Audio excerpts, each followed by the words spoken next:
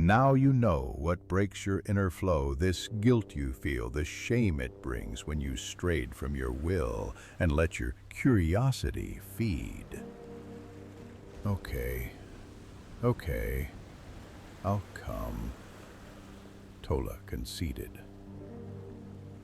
The words felt alien even as they left his lips.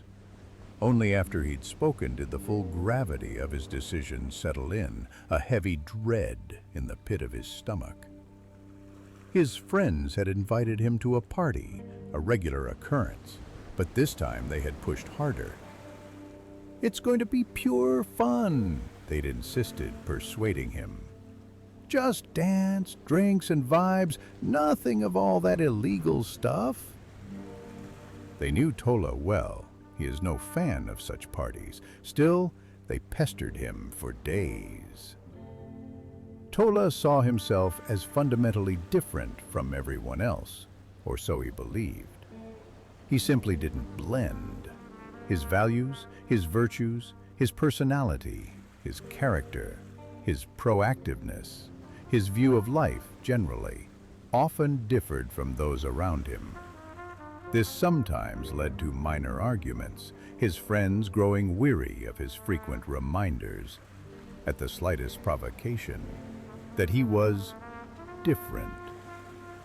He preferred quiet evenings, meaningful conversations, and pursuits that resonated deeply with his own convictions. Yet here he was, having just agreed to step into the very environment his instincts warned him against. The night arrived, and Tola was swallowed by the party's noise. The relentless bass thumped a physical assault against his chest. His friends, already several drinks in, pulled him deeper into the throng. "Come on, Tola, loosen up," they chanted, shoving a plastic cup of an unknown concoction into his hand. He politely refused, reiterating his disinterest in drinking, but their laughter was dismissive. "It's just punch, man. Relax." Tola knew it wasn't just punch. He knew this wasn't his place. He knew he didn't want to be there. But the sheer force of their collective will, their playful jabs about him always being the odd one out, eventually wore him down. Later, his friends got really loud and excited. They saw a fancy-looking statue on a shelf in the host's living room. Someone said, "Let's play catch with it, just for fun." Tola felt uneasy and knew it was a bad idea. He tried to step away. "No, this is wrong." "Don't be boring, Tola. Just one throw," they dared him, tossing it his way. Tola's hands were stiff with worry, and he fumbled. The statue slipped and smashed on the floor.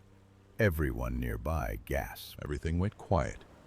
The host, a strong-looking woman, appeared quickly. Her eyes were sharp, staring right at them. Tola's friends were quick to blame someone else. "He was holding it! It just slipped!" Tola felt a mix of shame and hot anger as they all pointed fingers at him. He tried to explain, to offer his side of the story, but his friends had already vanished into the crowd, leaving him to face the host's fury alone. He was forced to offer apologies, promised to pay for the damage, and was summarily asked to leave. The once vibrant laughter and pulsating music now felt like a mocking soundtrack to his humiliation.